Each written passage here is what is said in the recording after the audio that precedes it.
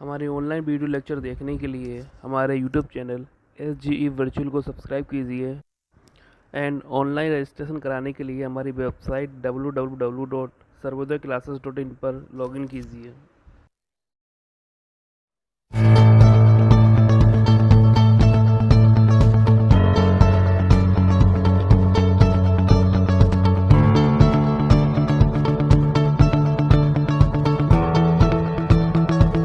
आज हम बात करेंगे बैंक के बारे में। बैंक में कितने प्रकार के खाते खोले जाते हैं तथा बैंक किस प्रकार कार्य करती है। सबसे पहले हम देखते हैं बैंक का आशय एवं परिभाषा।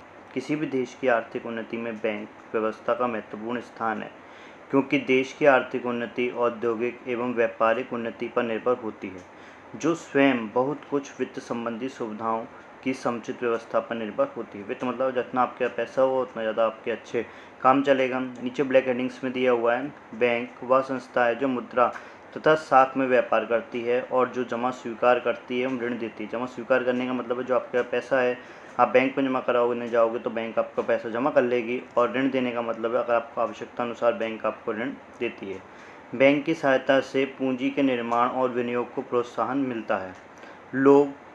लोगों की बचत करने के प्रोत्साहन मिलता है और रुपये जमा करने के लिए अनेक सुविधाएं प्रदान करती है। हम देखते हैं बैंक की परिभाषाएं।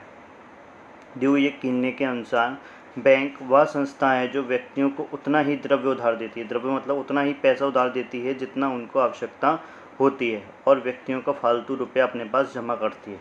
जैसे कि आपकी सैलरी 20,000 रुपये है, आपने उसे सब कुछ खर्च करने के बाद आपके पास 2,000 रुपये बचते हैं, तो 2,000 रुपये अपने घर में तो रखेंगे नहीं, तो आप उसको चाहें तो आप उसे बैंक में जमा कर सकते हैं। होरेल वाइट के अनुसार बैंक साख का उत्पादन करती है और विनिमय की सुविधा प्रदान करती है। आगे हम देखते हैं बैंक के कार्य क्या होते हैं। बैंक के 4 प्रमुख कार्य होते हैं: धन जमा करना, ऋण प्रदान करना, एजेंट संबंधी कार्य व अन्य कार्य। पहला है धन जमा करना। बैंक का सबसे महत्वपूर्ण कार्य जनता से धन जमा करना एवं प्राप्त करना है, और जमा किए हुए धन पर एक निश्चित दर से ब्याज देती है। जनता की सुविधाओं की रुचि के अनुसार बैंक 5 तरीके के खाते खोले जाते हैं। कितने तरीके के खाते खोले जाते हैं? 5 तरीके के। पहला है चालू खाता, मुद्रित खाता, बचत खाता, गृह बचत खाता और आवर्ती जमा खाता। अभी हम इन पांचों खातों के बारे में आगे डिटेल से पढ़ेंगे। आगे दिया हुआ है ऋण प्रदान करना। बैंकों का दूसरा महत्वपूर्ण कार्य ऋण प्रदान करना है। जिन लोगों को रुपए की आवश्यकता होती है, बैंक उनकी रकम उधार देती है तथा उधार रुपया देते समय बैंक व्यक्ति की साख अथवा जमानत का विशेष ध्यान रखती है। अगर आपको बैंक से पैसा चाहिए तो आपको अपनी कुछ विशेष जमानत रखनी पड़ेगी। जमानत का मतलब है जैसे कि आपने पैसा लिया है तो उसके बदले में आपको कोई प्रॉपर्टी के कागज़ या फिर कोई बहुमूल्य वस्तुएं आपको रखनी पड़ेंगी। उधार देते समय बैंक कई तरीके अपनाती है, जिसमें साख, नगद साख, साधारण ऋण, अधिविकर्ष एवं बिलों का भुगतान आदि संबंधित होता है। एजेंट संबंधी कार्य। एजेंट के रूप में बैंक निम्न प्रकार के कार्य करती है: ग्राहकों की ओर से आदेशानुसार प्रतिभूतियाँ खरीदना एवं बेचना, ग्राहकों की ओर से विनिमय पत्र इत्यादि का उनका भुगतान करना। तीसरा पॉइंट दिया हुआ है ग्राहकों की विभिन्न भुगतान जैसे लाभांश, ब्याज इत्यादि का एकत्र करना। एक बैंक दूसरे बैंक पर अपनी शाखा की ड्राफ्ट भेजती है। जैसे कि आपने किसी बैंक में दूसरी बैंक का चेक लगाया तो वो भी आपका पास हो जाएगा। बैंक अपने ग्राहकों को आदेशानुसार उनके बीमे की किस्त, बिजली के बिल, पानी का बिल आदि जमाएं करती है। बैंक किसी नई कंपनी को पूंजी एकत्रित करने में सहायता प्रदान करती है। बैंक अपने ग्राहकों को आवश्यकता अनुसार ट्रस्टी के रूप में अनेक कार्य करती है। अन्य कार्य क्या दिए हुए हैं, पहले पढ़ते हैं। पहला पॉइंट दिया हुआ है बैंक अपने ग्राहकों के अंश एवं ऋण पत्रों का निश्चित कमीशन लेकर अभिगोपन करती है। बैंक अपने ग्राहकों की ओर से चालू साख पत्र या यात्रियों के चेकों पर निर्गमन करती है।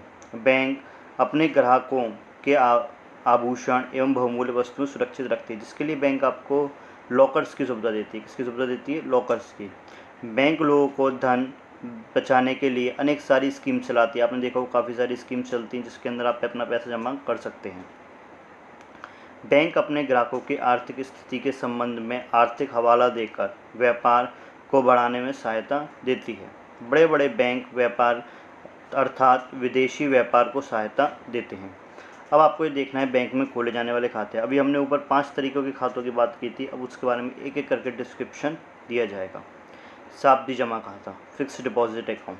फिक्स्ड डिपॉजिट अकाउंट को हम समझते हैं, इसमें एक निश्चित धनराशि एक बार जमा कर दी जाती है और वह एक निश्चित समय के लिए जमा होती है। पढ़ते हैं, अधिक ब्याज कमाने वाले सावधि जमा खाता खोला जाता है। इसमें एक निश्चित अवधि के लिए जमा कराई जाती है। इस खाते पर ब्याज की दर सबसे अधिक होती है। रिजर्व बैंक के आदेशानुसार यह दर घटाई या बढ़ाई जा सकती है। दूसरा है बचत खाता सेविंग अकाउंट। सेविंग अकाउंट हम और आप लोग सब ज़्यादातर मोस्टली लोग सेविंग अकाउंट ही खुलवाते हैं। लोगों में बचत की भावना को प्रोत्साहन करने के लिए, उनके धन को सुरक्षित करने के लिए बैंक बचत खाता खोलने की सुविधा प्रदान करती है। यह खाता वेतनभोगी कर्मचारियों के लिए उत्तम होता है। इस खाते में ब्याज दिन प्रतिदिन के हिसाब से दी जाती है। अगर आपने 10 दिन पैसा रखा तो आपको 10 दिन की ब्याज मिलेगी। अगर आपने 20 दिन पैसा रखा तो आपको 20 दिन की ब्याज मिलेगी। इसके आधार पर 1 अप्रैल 2014 से 4% की दर तय की गई है। गृह बचत खाता। गृह बचत खाता मतलब होम सेविंग अकाउंट। यह बच्चों के लिए खुलवाया जाता है मोस्टली, जैसे कि किसी बच्चों में पढ़ते हैं हम इसे।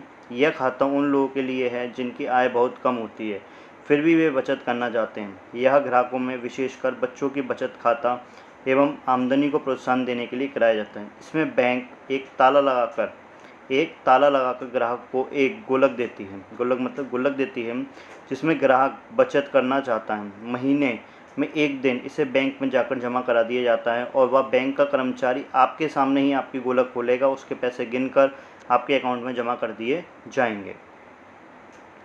आवर्ती जमा खाता। यह खाता नियमित बचत करने वालों के लिए है। इस खाते में 10 रुपये के गुणांक में राशि जमा होती है। 10 रुपये गुणांक का मतलब है इतने रुपए जमा किए जाएंगे, जैसे कि रोज़ आपने 10 रुपये जमा किए, 20 रुपये जमा किए, 50 रुपये, 100 रुपये, 1000 रुपये, ऐसी धनराशि जमा करनी है जो 10 का गुणांक में हो, मतलब जिसमें 10 का कम्प्लीटली डिवाइड चली जाए।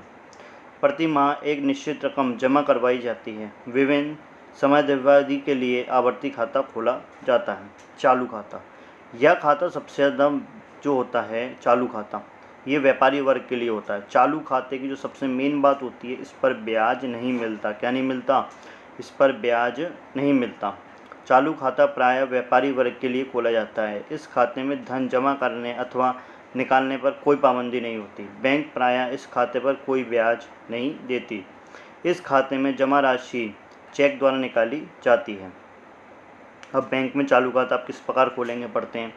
जो व्यक्ति बैंक में चालू खाता खोलना चाहता है उसके लिए एक फॉर्म भरना पड़ता है। इस पर आपका नाम, पता, व्यवसाय आदि के बारे में लिखा होता है तथा जिसमें ऐसे व्यक्ति के परिचय दिया होता है जो अपना भी जानता हो और जिसका उस बैंक में खाता, मतलब आपको एक गारंटर की लगानी पड़ेगी।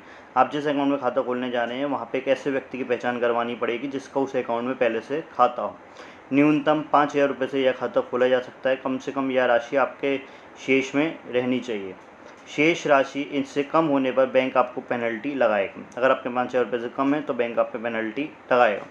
खाता खोलते समय नमूने के हस्ताक्षर बैंक को देने होते हैं। इस प्रकार खाता एक व्यक्ति, एक फर्म, एक संस्था या कंपनी के नाम से खोला जाता है। जब आप इस खाते को खोलेंगे तब आपको क्या क्या मिलता है और क्या क्या फॉर्मेलिटीज़ होती हैं उसे हम पढ़ते हैं।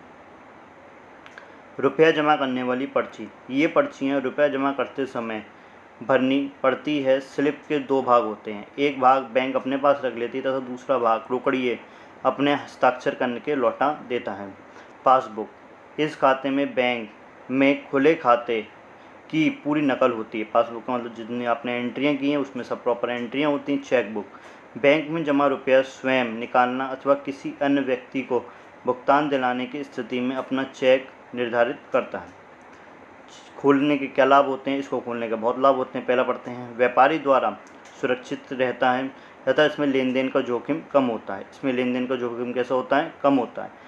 चालू खाता अपने व्यापारी आवश्यकता पड़ने पर बैंक अधिविकर्ष की सुविधा प्रदान करता है। यहाँ पे एक शब्द आया बैंक अधिविकर्ष, जिसे हम कहते हैं ओवरड्राफ्ट। इसका मतलब क्या होता है इसे हम समझते हैं। जैसे कि आपके अकाउंट में 40,000 रुपये हैं और आपने किसी को 50,000 रुपये का चेक काट के दे दिया तो वह चेक आपका पास हो जाएगा, बाउंस नहीं होगा। कम रुपए होने के बावजूद भी पास हो जाएगा। क्यों? क्योंकि आप बैंक के अगर रेगुलर कस्टमर होंगे और अगर आपका चालू खाता होगा तो बैंक आपके 10,000 रुपये का ओवरड्राफ्ट दे देगी, मतलब 10,000 रुपये बैंक अपनी तरफ से दे देगी। अगली बार जब आप बैंक में रुपया जमा कराएंगे तो सर्वप्रथम या 10,000 रुपये काटे जाएंगे, उसके बाद आपके बचे हुए पैसे आपके अकाउंट में जमा कर दिए जाएंगे। चालू खाता खोलते समय बैंक से चेक की सुविधा मिलती है। इसमें चेक द्वारा रुपया स्थान भेजने के काम आता है। चौथा पॉइंट दिया हुआ है। बैंक में चालू खाता खोलने पर व्यापारी को साख पत्रों को भुनाने तथा उनको भुगतान करने में सहायता मिलती है। व्यापारिक की साख अथवा आर्थिक स्थिति के संबंध में सूचना मिलती है। छठा पॉइंट दिया हुआ है, बैंक में चालू खाता खोलने पर देशी तथा विदेशी व्यापार में सुविधा होती है। अब आपने काफ़ी जगह सुना था चेक, अब पढ़ते हैं चेक के बारे में। चेक का अर्थ एवं परिभाषा। चेक एक लिखित शर्त रहित आज्ञा पत्र है जो किसी विशेष बैंक पर लिखा जाता है तथा जिस पर लिखने वाले के हस्ताक्षर होते हैं और वह बैंक को उसमें लिखित की एक निश्चित राशि, मतलब आपने जो चेक लिखा है, जो भी इंसान उस व्यक्ति उस चेक को लिखेगा उस पर उसके हस्ताक्षर होंगे और उस पर एक निश्चित धनराशि दी होगी, वह धनराशि आपके बैंक अकाउंट में होनी चाहिए। चेक की परिभाषा पढ़ते हैं। भारतीय विनिमय लेख अधिनियम की धारा 6 के अनुसार चेक एक ऐसा विनिमय पत्र है जो किसी बैंक पर लिखा जाता है। किस पर लिखा जाता है? बैंक। सिर्फ चेक का भुगतान कौन कर सकता है? बैंक कर सकती है। कौन कर सकती है? बैंक कर सकती है। और स्पष्ट रूप से मांग किए जाने के अतिरिक्त अन्य किसी प्रकार से देय नहीं होता। नीचे दिया हुआ है चेक के आवश्यक तत्व। कैसे पहचानेंगे कि वह एक चेक है, कि आप उसको किस प्रकार से प्रयोग कर सकते हैं। चेक एक आज्ञा पत्र होता है। चेक सदैव लिखित आदेश होता है। आप ओरली चेक नहीं कह सकते कि ये चेक है। जैसे कि ओरली का मतलब है कि आपने सिर्फ एक चेक कह दिया कि ये चेक है तो नहीं माना जाएगा। जब तक उस पर प्रॉपर लिखित में सिग्नेचर नहीं होंगे, अमाउंट नहीं होगा, डेट नहीं होगी, तब तक वह चेक नहीं माना जाएगा। चेक में आदेश शर्त रहित होते हैं। शर्त रहित का मतलब है आप ऐसे नहीं कह सकते कि इस दिन ये घटना होगी तभी वह चेक पास होगा, ऐसा नहीं होता। चेक में शर्त रहित होते हैं। चेक उस बैंक पर लिखा जाता है जिसमें ग्राहक का खाता होता है। जैसे आपका खाता पीएनबी में है तो आपके ऊपर पीएनबी का चेक लिखा जाएगा। चेक में एक निश्चित राशि का भुगतान करने का आदेश होता है। चेक में लिखित राशि मांगने पर तुरंत भुगतान कर दी जाती है। चेक पर लिखने वाले व्यक्ति के हस्ताक्षर होते हैं। किसके हस्ताक्षर होते हैं? जो व्यक्ति उसे लिख रहा है। चेक में राशि उसमें लिखने वाले व्यक्ति अथवा उसकी आज्ञा अनुसार किसी अन्य व्यक्ति को दे दी जाती है। अब हम पढ़ेंगे चेक के प्रकार। एक होता है वाहक चेक, बेरर चेक, एक होता है आदेशिक cheque, order cheque. Bearer cheque का मतलब क्या होता है? एक ऐसा चेक जिसका भुगतान या व्यक्ति जिसके पास चेक है, वह व्यक्ति जिसके पास चेक है, बैंक से प्राप्त कर सकता है, वाहक चेक कहलाता है। इसका मतलब क्या है कि ये चेक सिक्योर्ड नहीं है। जैसे कि आपकी जेब से कभी चेक गिर गया और चेक किसी अन्य व्यक्ति को मिल गया। हम समझते हैं मिस्टर ए की जेब से चेक गिरा और वो चेक मिस्टर सी को मिल गया, तो सी ने जाके उस बैंक से वह चेक भुना लिया तो वह सी के खाते में पैसा आ जाएगा। क्या उसको पैसा मिल जाएगा? आदेशिक चेक क्या होता है? ऐसे चेक जिसका भुगतान उस व्यक्ति को मिले जिसका नाम चेक पर अथवा आदेशानुसार व्यक्ति को लिखा जाता है। चेक बैंक आदेश चेक का रुपया निर्धारित व्यक्ति को तभी देती है जब वह उसे जानती है। यह चेक पर ऐसे व्यक्ति द्वारा प्रमाणित किया जाता है। ठीक है, जैसे ऊपर वाला जो चेक था वाहक चेक, वो सिक्योर नहीं है, वो सुरक्षित नहीं है, पर आदेशिक चेक कैसा? सुरक्षित है। चेक का रेखांकन। रेखांकन का मतलब चेक को अगर रेखांकित कर दिया जाता है तो वह चेक सुरक्षित हो जाता है। जब चेक के मुख्य पृष्ठ के बाईं ओर दो समांतर तिरछी रेखाएं खींच दी जाती हैं, बाईं ओर का मतलब लेफ्ट हैंड साइड खींच दी जाती हैं, तो चेक रेखांकित चेक कहलाता है। जिसका भुगतान बैंक की खिड़की पर नहीं किया जाता, इस प्रकार का चेक पाने वाले के खाते में जमा किया जाता है। इसमें भी दो प्रकार होते हैं। पहला है साधारण रेखांकन। इस प्रकार के चेक का भुगतान किसी भी बैंक द्वारा खाते में रुपया जमा प्राप्त करके करवाया जा सकता है। चेक पर दो समांतर रेखाओं के मध्य या तो कुछ भी नहीं लिखा जाता या अकाउंट पे ओनली, नॉट नेगोशिएबल या एंड कंपनी लिखा जाता है। अगला है विशेष रेखांकन। जब दो साधारण तिरछी रेखाओं के बीच किसी विशेष बैंक का नाम लिख दिया जाता है तब वह चेक विशेष रेखांकन कहलाता है, जिसका भुगतान उस विशेष बैंक के माध्यम से किया जाता है। जैसे कि आपने क्या, आगे हम एग्जांपल दिखाते हैं आपको। जैसे ये है साधारण रेखांकन में क्या, दो तिरछी रेखाओं के बीच में एंड कंपनी या अकाउंट पे ओनली या नॉट नेगोशिएबल लिखा गया है। बट विशेष रेखांकन में क्या है, अकाउंट पे ओनली के साथ एक बैंक का नाम भी दिया गया है, न्यू बैंक ऑफ इंडिया, या फिर कुछ भी आप लिख सकते हैं। आगे हम पढ़ते हैं रेखांकित चेक का नमूना। ये आपका चेक है और ये इस पर जो ऊपर जो दो लाइन हो रही है अकाउंट पे ही लिखा हुआ है नमूने के नीचे, ये इसका आपको रेखांकन करके दिखाया गया है। अब हम देखते हैं कि जो हमारा चेक था वो किस प्रकार से अनादृत हो सकता है। मतलब अनादृत मतलब डिसऑनर्ड हो सकता है। चेक पर कोई तिथि नहीं लिखी हो, आपने बिना तिथि का कोई चेक बैंक में जमा कर दिया गया हो, चेक पर कोई अगली तिथि दी गई हो, चेक पर 6 माह से पूर्व की तिथि लिखी गई हो, चेक पर किसी किए गए हस्ताक्षर बैंक में नमूने के हस्ताक्षर से भिन्न हो, जैसे कि आपने जो सिग्नेचर किए वह बैंक के सिग्नेचर से नहीं मिल रहे हैं, चेक पर शब्दों या अंकों में अलग लिखा हो, जैसे शब्दों में लिखा है 10,000 और अंकों में कितना लिखा है 1 लाख, तो वहाँ चेक आपका मान्य नहीं होगा। चेक बैंक में मुड़ा कटा फटा नहीं होना चाहिए। बैंक का खाता इतना रुपया ना हो, जैसे कि अपने अकाउंट में 50,000 का चेक काटा, आपके अकाउंट में सिर्फ 10,000 है, तो वह चेक आपका पास नहीं होगा। चेक का रेखांकन की गई बैंक की खिड़की पर भुगतान के लिए प्रस्तुत किया गया हो। चेक का प्रस्तुतीकरण नियमानुसार नहीं हो। ग्राहक का बैंक में खाता बंद हो गया, खाता बंद होने के बाद आप चेक लेके गए, आपको चेक काट के दिया गया, आप उसके 2 महीने बाद बैंक का, जब तक उसका अकाउंट बंद हो चुका था। ग्राहक पागल, दिवालिया या मृत्यु हो चुकी हो, न्यायालय में चेक का भुगतान रोक दिया गया हो। ठीक है, आगे दिया हुआ ग्राहक के चेक का भुगतान रोक दिया गया हो। Thank you.